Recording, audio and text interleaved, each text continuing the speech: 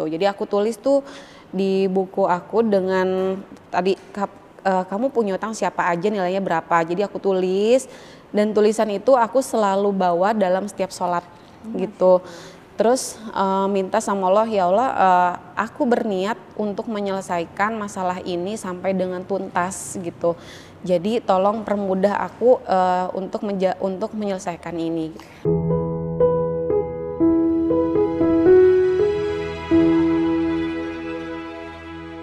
Assalamualaikum warahmatullahi wabarakatuh. Apa kabar sahabat semuanya? Semoga sahabat dalam keadaan sehat dan yang pasti insya Allah mendapatkan aktivitas terbaiknya. Sahabat, kalau kita berbicara dalam kehidupan seseorang, pasti yang namanya grafik naik dan turun itu dialami oleh semua orang, termasuk yang berbicara. Namun yang membedakan adalah bagaimana ketika seseorang berada di titik terendah, dia untuk bangkit ke atas, atau ada yang akhirnya ketika berada di titik terendah sudah pasrah aja nggak mau ngapa-ngapain. Nah, mungkin ini bisa menjadi sebuah inspirasi cerita dari sahabat kita yang hadir kali ini, di mana pernah mengalami titik terendah, pernah mengalami tidak punya apa-apa, bahkan mempunyai hutang sebesar 8 miliar. Namun Masya Allah, atas izin dari Allah, sahabat yang hadir di studio kali ini bisa melewati itu semua, bahkan menjadi perantara bagi saudara-saudara yang lain untuk bisa memiliki rezeki yang lebih baik. Sudah ada Mbak Mira. Assalamualaikum Mbak Mira. Waalaikumsalam Sehat Mbak ya? Intan. Alhamdulillah sehat. Alhamdulillah sehat. Tadi benar ya aku ngomong ya, Mbak Mira sempat punya hutang sebesar 8 miliar, betul ya? Betul. Oke. Lebih tepatnya waktu suami saya bangkrut ya. Gitu. Nah, mungkin Mbak Mira bisa mulai cerita dari titik terendahnya Mbak Mira deh gitu. Pada waktu tahun berapa dan ceritanya bagaimana sampai bisa punya utang. Itu besar banget loh, aku ngedengernya aja kayaknya merinding banget. Buat aku juga besar banget ya. Jadi ceritanya itu tahun 2014 suami saya kan memang usahanya di bidang perdagangan dan grosir. Jadi grosir sepatu di Bogor. Ya seperti kita ketahui kalau grosir itu kan belanjanya nggak sedikit ya. Si customer tuh belanjanya ratusan kodi gitu kan. Betul. Memang perjalanannya itu kesalahan, namanya bisnis tuh nggak bisa cuman kelihatan omset banyak tapi cash flow nggak ada gitu kan. Saya sebagai ibu rumah tangga waktu itu taunya ya kan terima uang aja gitu. Hasil ya. Betul, tapi kok lama-kelamaan suami tuh kayak kelihatan, kita pasti ngerasain sebagai pasangan ya, ini kayaknya dia pusing terus tiap minggu gitu. Terus kita coba berdiskusi, terus ngobrol, ternyata ternyata terjadi fraud lah ya di bisnisnya gitu. Terus aku cek emang kenapa sih gitu, sampai aku penasaran kan Mbak ya, jadi aku deh yang ke toko gitu ya. Terus jadi kondisi toko tuh memang waktu itu sepi banget gitu. Terus omset juga turun banget karena mungkin online juga udah mulai pada masuk gitu. Nah akhirnya dari situlah suami mulai cerita dan aku sebenarnya sempat shock juga, kaget juga. Tapi aku sebagai seorang pasangan yang ingin membersamai sampai akhir hayatnya gitu ya, aku harus siap dengan segala kondisi apapun. Jangan cuman pas ada uang abang disayang gitu ya, pas nggak ada uang abang ditenang. Nah aku nggak mau kayak gitu. Jadi pas suami aku lagi down, aku justru harus memposisikan diri sebagai orang yang menguatkan gitu. Karena ketika misalnya kita ketemu orang yang lagi depresi, terus kitanya juga ikut-ikutan sedih, suamiku bilang gini, lah saya lagi depresi kamu aja nangis, terus siapa yang nguatin saya gitu kan. Oke, dari situlah aku mengubah mindset aku dan aku berkomitmen untuk membersamai sampai masalah ini kita selesaikan bersama. Oh ini gitu. Masya Allah nih, bagaimana support seorang istri ya, karena kan tadi Mbak Mira juga bilang bahwa aku tuh hadir di sini sebagai istri mensupport bukan di saat suami aku lagi ada aja. Bener. Gitu. Justru di saat suami sedang terpuruk, usahanya bangkrut, bahkan bisa dikatakan zero ya gitu ya. Tapi gimana Mbak Mira tuh bisa sampai akhirnya tetap mempunyai komitmen mau mensupport. Itu kenapa sih Mbak sampai bisa seperti itu? Maksudnya di saat suami lagi jatuh, depresi juga tadi Mbak katakan gitu kan. Apa yang buat Mbak Mira tuh kuat? Padahal waktu itu Mbak Mira posisinya ibu rumah tangga kan? Iya, yang membuat aku kuat adalah anak-anak. anak-anak aku. Jadi pasti kita kalau misalnya Mbak Intan punya anak tuh sering gak sih ngelihat anak-anak lagi tidur, terus kita ngelihat kok ini banget, inosen banget gitu ya, mereka tuh nggak punya salah apa-apa, dan aku nggak mau dengan kejadian ini tuh berdampak sama anak-anak gitu kan. Jadi aku nggak mau nanti anak-anak tuh tahu masalah kita dan kitanya jadi emosi juga ke mereka gitu. Nah, dan aku yakin sekali setiap masalah itu pasti Allah datangkan sepaket dengan jawabannya, dengan solusinya. Jadi aku sudah siap dengan segala solusinya gitu. Waktu itu mulai dari ini Mbak, oke, aku setelah ini harus tahu nih apa aja masalahnya dan gimana cara ngadepin masalahnya. Jadi waktu itu pertama kali yang aku lakukan adalah ketika kita melihat suatu masalah yang besar, berarti kita harus mengecilkan masalah kita, gitu kan? Gimana sih caranya gitu mengecilkan masalah? Karena kan suami waktu itu lagi posisinya kayak apa sih namanya, mental block gitu ya, kena mental block. Kalau kata anak-anak zaman sekarang kan kena mental gitu. Nah, aku ngerasain banget karena kalau lagi kayak gitu kayaknya nggak bisa ngapa-ngapain. Sedangkan kalau misalnya kita mau nyari solusi, dia harus dalam keadaan tenang, pikirannya yang tenang. Nah, waktu itu cara yang aku lakukan adalah aku mencari sosok orang lain yang punya masalah lebih besar dari masalah kami gitu kan. Masalah kita hutangnya 8 miliar, berarti kita harus cari orang yang punya hutang lebih besar dari kita dan selesai. Dan berhasil menyelesaikan itu gitu. Bagus banget, itu kamu cari role model ya. Bener, menyelesaikan masalahnya dengan mengecilkan masalah. Karena kita kadang-kadang ngelihat masalah gede banget, padahal masalah kita ternyata lebih kecil kok dari orang lain gitu. Aku cari orang itu dan aku temuin orangnya, even aku nggak kenal Mbak. Serius? Betul, jadi aku baca buku, terus di buku itu dia cerita tentang perjalanan hutangnya, terus ada nomor kontaknya di situ, ada Instagram lah, maksudnya aku DM, ternyata dia bales gitu.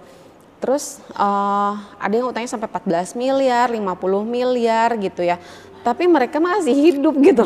Terus aku bilang ke suamiku, kamu harus ikut aku ke suatu tempat yang kita bisa brainstorming sama mereka gitu. Jadi aku ajak waktu itu. Tapi hebat loh, kamu ibu rumah tangga, nggak bekerja, biasa cuma dapat hasil dari suami, bisa menjadi game changer dalam rumah kamu tuh luar biasa. Dalam arti kayak tadi tuh, bisa membawa, mencari role model, itu kan bukan yang mudah ya. Kekuatan terbesarnya tuh apa sih?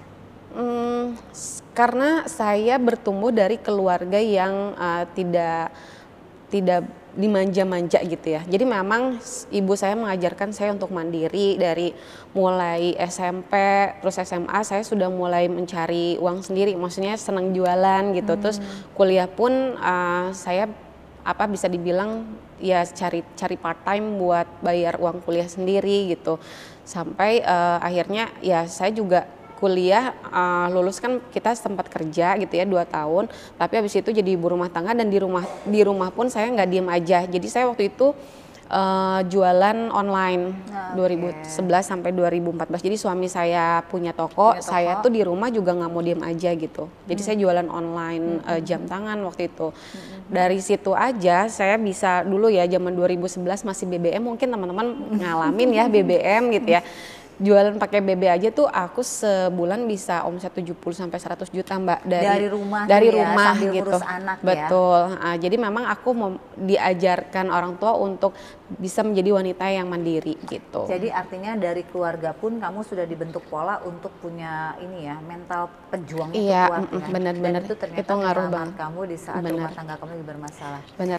Tadi cukup menarik ketika kamu bilang anak gitu, dan karena anak gitu kamu melihat lagi tidur, kamu seorang ibu, terus nggak kepengen anak-anak ini terkena imbas dari permasalahan kalian, akhirnya membuat kamu mencari role model. Siapa nih yang punya utangnya lebih besar gitu dan berhasil menyelesaikan. Pada saat itu ada nggak sih masa-masa, kan suami depresi ya, depresinya suami kayak apa waktu itu? Bisa dibilang diem aja di kamar, terus nutup pintu, dan aku tuh kalau misalnya lagi udah nutup pintu, ngapain ya di dalam gitu, takut kan kita. Terus kayak aku tuh nggak pernah ngelihat suami aku seperti itu gitu ya, karena dia kan orang yang selama ini justru mengajarkan saya bisnis, mengajarkan saya untuk bisa berstrategi dalam segala hal gitu. Tapi ternyata orang itu punya titik terendahnya dan mereka butuh support system.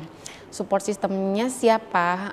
Kita tentunya sebagai pasangannya, dan saya selalu mengingatkan kita punya anak nih yang nantinya kita mau kan kita melihat mereka bertumbuh gitu. Jadi kamu jangan menyerah gitu, karena takutnya di titik seperti itu kan pasti ada godaan-godaan yang udah akhirin aja hidupnya gitu kan.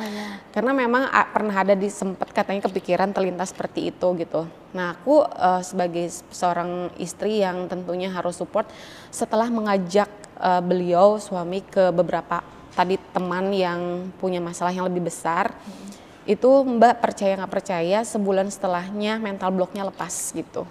Jadi memang kita harus punya solusi buat orang ya buat mereka yang memang lagi punya masalah di titik terendah gitu kan. Jadi setelah ketemu kan terus aku bilangin tuh si dia aja punya utangnya 14 miliar masih bisa hai gitu loh, dia masih bisa ketawa ke kita, masih bisa berbagi, masih ada sesuatu yang bisa dia sharingkan gitu. Betul. Dan meskipun masalahnya selesai 4 tahun 5 tahun, tapi kan Allah ngasih jangka waktu itu untuk kita belajar bersabar gitu kan. Nah terus aku datang ke satu tempat lagi yang dia juga utangnya banyak, dia tuh sampai ngasih solusi mencangking masalah. Jadi tadi solusi pertama kan mengecilkan masalah. Betul. Yang kedua adalah mencangking masalah gitu. Mencangking masalah itu maksudnya kita prioritaskan dulu nih mana yang mau kita selesaikan masalahnya. Betul, karena ternyata kan utangnya nggak ke satu gitu kan, ke beberapa, dan itu nilainya macam-macam dari yang terkecil sampai yang terbesar.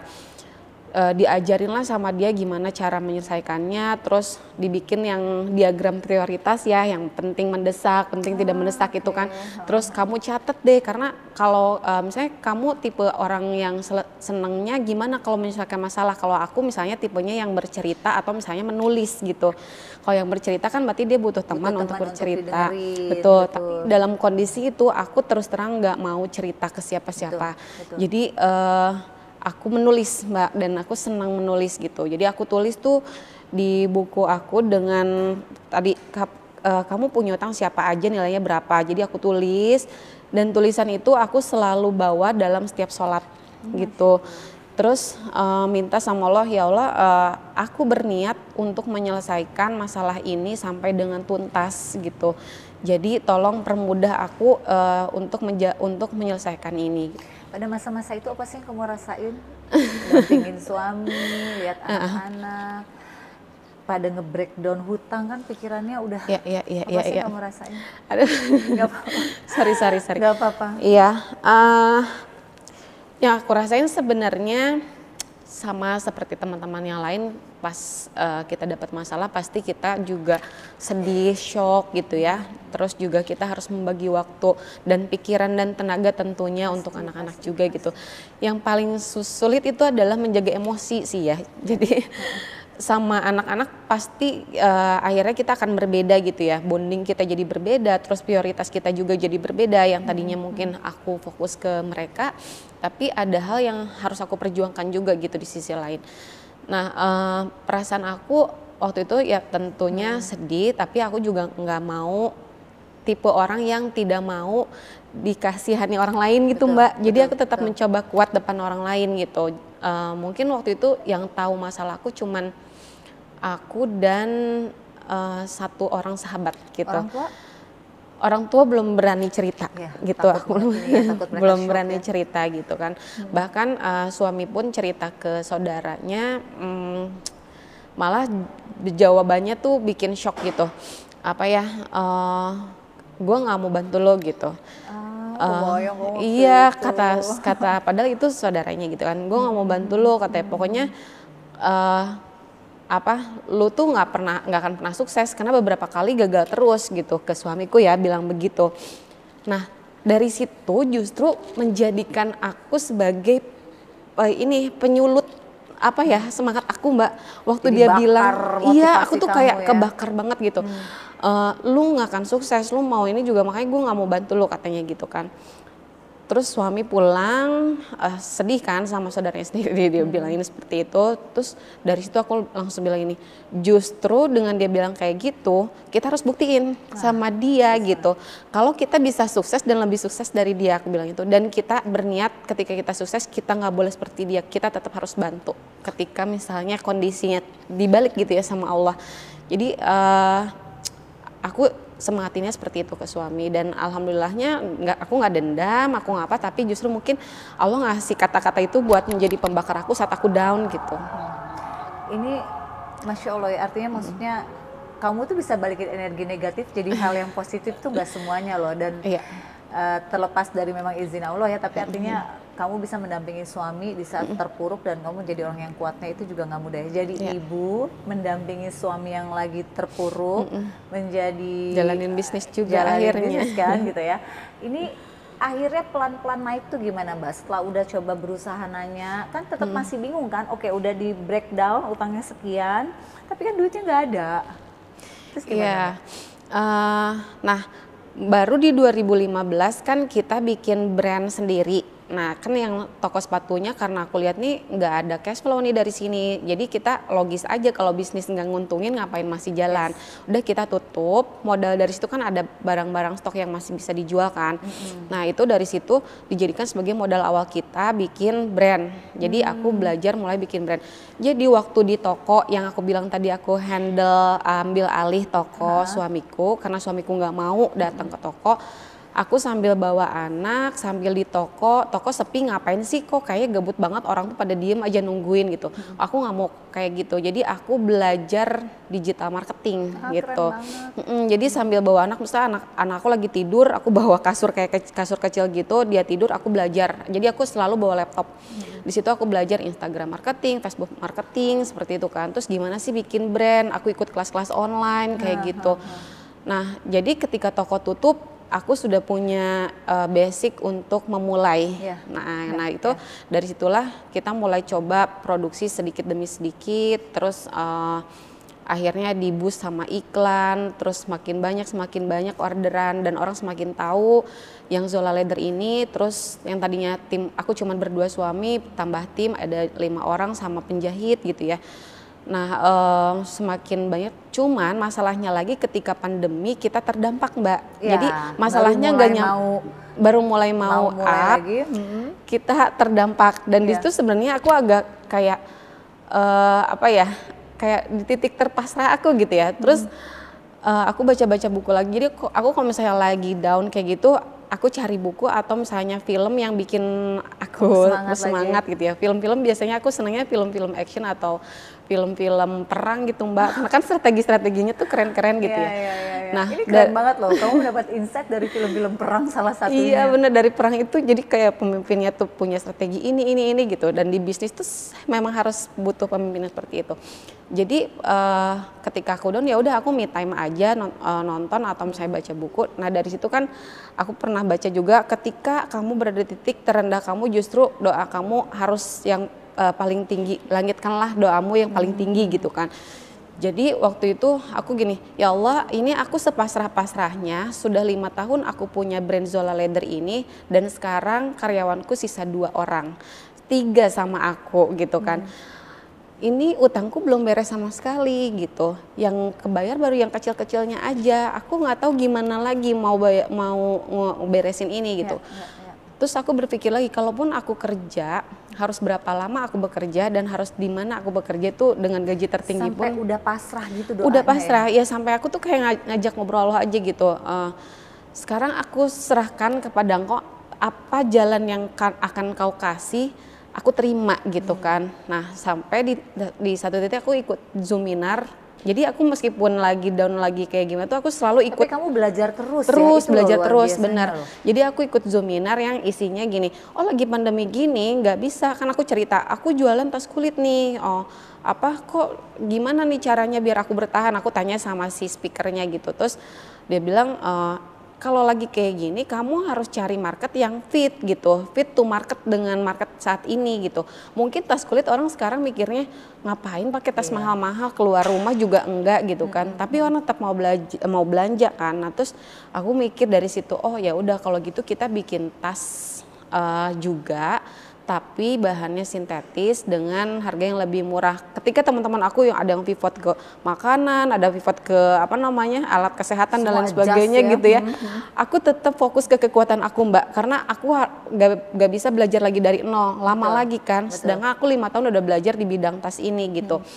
Jadi aku ke suamiku, udah kita ingat kata-kata siapa Jet Li ya, 1 jurus yang dilatih 1000 kali lebih baik daripada 1000 jurus yang dilatih sekali gitu kan.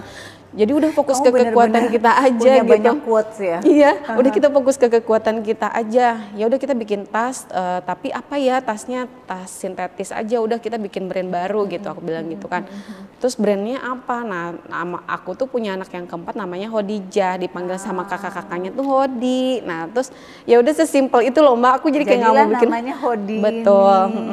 Jadilah namanya Hodi dengan tadi ya brandnya diganti, marketnya kita ganti yang tadinya high level gitu ya, jadi middle low gitu. Terus harganya juga yang tadinya di atas 1 juta kita cari tas yang under 250.000. Channelnya kita sesuaikan lagi yang tadinya ke end user karena kita ingin berniat membantu banyak orang. Ya udah kita pakai sistem reseller gitu. Jadi semua aku ubah. Pada saat kamu ubah semua tuh dari tadinya kamu punya tas kulit ya dengan 5 tahun loh, itu kan gak main-main, cukup lama ya. Tiba-tiba kamu switch mindset kamu lagi, terus kamu punya strategi baru lagi. Itu bagaimana cara kamu beradaptasi dan waktu itu kadarulahnya pandemik lagi? Mungkin orang bilang ini sebuah apa ya, katanya ketika persiapan ketemu dengan kesempatan itu adalah akan menjadi kesuksesan gitu kan. Dan aku yakin ini tuh seperti buah yang aku hasilkan dari setiap perjalanan aku dari awal. Karena kan aku udah preparation sebenarnya. Jadi selama yang aku produksi tas itu aku tahu supplier, aku tahu bahan baku, aku tahu banyak hal yang berhubungan sama tas gitu kan. Nah, waktu di pandemi bulan Maret 2020 ya, 2020 kan, itu kan pertama kali di lockdown. Seingat aku tuh. Dan itu pertama kali aku dapat order tas 25.000 pieces. Itu dalam sejarah aku jualan Mbak, 5 tahun aku jualan gitu. Dan itu happy problem sebenarnya kan. Terus gimana nih caranya?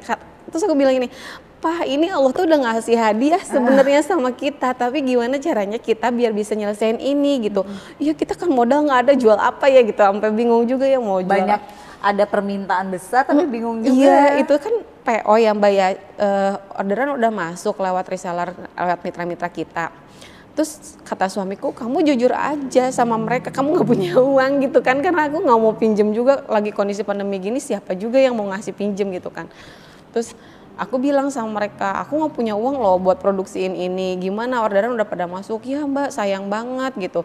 Gimana kalau kita patungan aja gitu, kita deposit gitu, kasih DP sama Mbak Mira gitu. Mereka yang ngasih solusinya. Iya, kayak aku tuh, wah ini kalau bukan Allah yang gerakin gitu ya, agak susah juga. Terus udah gitu aku pakai sistem ini Mbak, pendaftaran distributor per wilayah. Jadi distributor itu wajib belanja 50 juta.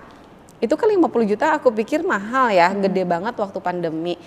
Tapi dia bisa menghandle satu wilayah, misalnya satu kota Bogor aja atau Kabupaten Bogor ya. Mereka belanja 50 juta. Aku pikir juga yang akan daftar tuh berapa orang aja gitu. Dan ternyata itu 20 lebih Mbak, itu sampai waiting list, sampai kita tuh nolak-nolakin karena kan udah full. Kan dari situ aja udah dapat modal Mbak, aku bener gak sih? Yang tadinya gak ngerti ada modal, jadi ada modal. Iya, akhirnya aku dapat uang modal ini buat produksi gitu. Akhirnya dari situ ya udah kita selesaikan mission ini dengan baik, sebaik-baiknya gitu.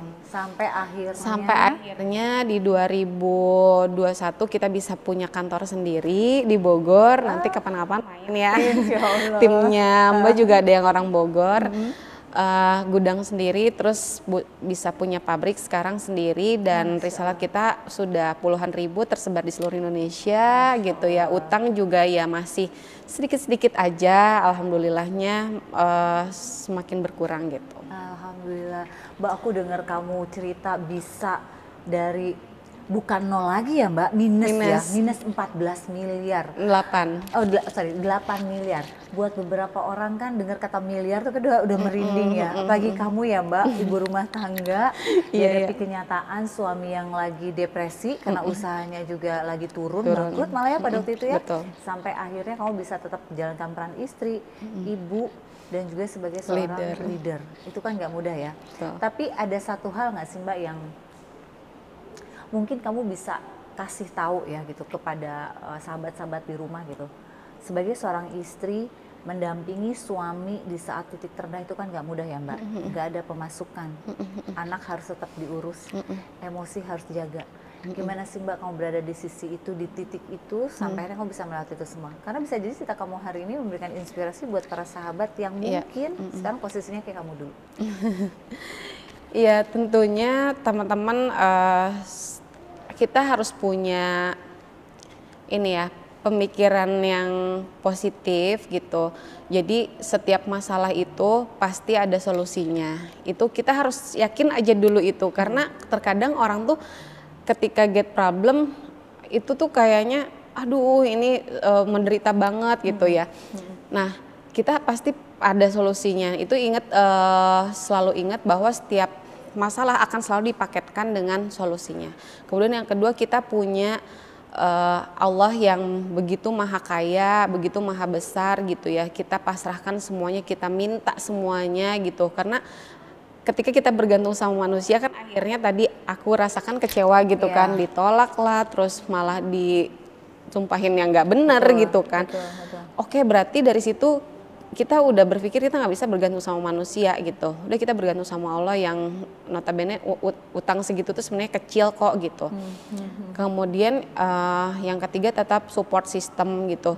Jadi kita tetap harus cari komunitas-komunitas positif atau kawan-kawan yang juga bisa mensupport kita. Dari situ kita bisa belajar semua hal, tidak hanya hal-hal tentang kehidupan. Mungkin di komunitas itu justru ada yang punya masalah yang sama gitu kan, kita bisa sharing gimana cara cari solusinya. Itu dari sisi kita sebagai pebisnis ya Mbak ya. Jadi yang aku rasakan adalah kita perlu circle komunitas tadi, cari yang punya 3 tips sih aku bilang ya, positif, terus produktif dan kontributif tetap. Masya Allah. Bagus banget Mbak, makasih loh, ini udah sharing nih, aku yang ngedengerin di sampingnya aja kayak melihat perjuangannya Mbak Mira ini kayak mungkin kalau aku belum tentu sekuat kamu Mbak, makanya Allah memilih kamu yang merasakan itu ya gitu ya, dan alhamdulillah Allah memberikan solusi yang luar biasa yang ketika akhirnya bisa Mbak Mira lihat dari hal yang tadinya negatif, ternyata kalau kita menjadi switch mindset itu menjadi hal yang positif. Mbak Mira, boleh nggak mungkin Mbak Mira mau mengucapkan sesuatu ke suami atau anak gitu ya, karena kan tentunya saling support system. Mbak Mira mensupport suami, tapi sebenarnya suami juga mensupport Mbak Mira. Begitu juga anak-anak yang dari titik motivasinya Mbak Mira. Betul. Silakan Mbak Mira. Betul. Kepada suamiku tercinta, aduh aku misalnya begini tuh nggak apa-apa. Mungkin belum sempat ngungkapin. Sebetulnya saya justru yang banyak belajar dari beliau gitu ya, dan alhamdulillah sampai saat ini beliau malah kita bersama-sama menjalani gitu, dan yakin kalau kita bersama kita bisa menghadapi semua persoalan gitu, asal kita sama-sama gitu. Dan buat anak-anak yang mama sayang, saya 4 anaknya. Mungkin mama sekarang terlihat sibuk sekali gitu ya. Tapi yakinlah apa yang mama lakukan itu semua untuk kalian, dan mama harap kalian menjadi manusia yang baik, memberikan inspirasi untuk orang lain, juga mendapatkan kehidupan yang lebih baik dari kami gitu. Baik Mbak Mira, aduh makasih banyak. Iya, makasih. Makasih ya ceritanya Mbak Mira ya. Banyak banget pelajaran yang bisa kita dapatkan dari Mbak Mira ya. Salah satunya aku take note adalah ketika kita punya masalah, yakin bahwa Allah itu adalah maha kuat, maha besar, dan mempunyai banyak sekali jalan yang bisa diberikan kepada kita. Keyakinan itu yang Mbak Mira yang pertama ya. Yang kedua yang aku take note adalah bahwa Mbak Mira di awal ngomong gini loh, yang buat aku kayak wah ini keren banget, diantara sekarang udah mulai jarang gitu ya istri-istri kayak gini. Bahwa istri itu harus bisa mendampingi suami bukan di saat suami sedang memiliki banyak materi, tapi justru istri diuji kesetiaannya adalah pada saat suami tidak memiliki apa-apa. Dan Mbak Mira memilih untuk mendampingi dan yakin bahwa rezeki itu akan kembali berkali lipat ketika suami dan istri mempunyai sinergi yang lebih baik lagi. Itu luar biasa loh. Dan Mbak Mira membuktikannya atas izin Allah. Mbak Mira yang semula suami memiliki utang sebesar 8 miliar, sekarang Mbak Mira mempunyai usaha yang cukup besar dengan mitra yang cukup tersebar banyak di seluruh Indonesia, dan bahkan Mbak Mira bisa membuka peluang bagi orang-orang yang saat ini sedang mencari rezeki. Insya Allah ya Mbak, terus berbuat dan berbagi kebaikan ya. Insya Allah, insya Allah, insya Allah. Jadi semuanya buat kita juga para sahabat bahwa ketika kita sedang menghadapi masalah, pasti dibarengi dengan kemudahan. Namun yang terpenting adalah kita belajar mindset kita yang harus berubah. Jangan sampai masalah yang kita miliki membuat kita terpuruk dan akhirnya menyerah, tapi justru masalah yang kita miliki harus membuat kita jauh lebih hebat dari hari ini. Saya Intan Elita, sampai jumpa lagi di titik-titik selanjutnya. Assalamualaikum warahmatullahi wabarakatuh.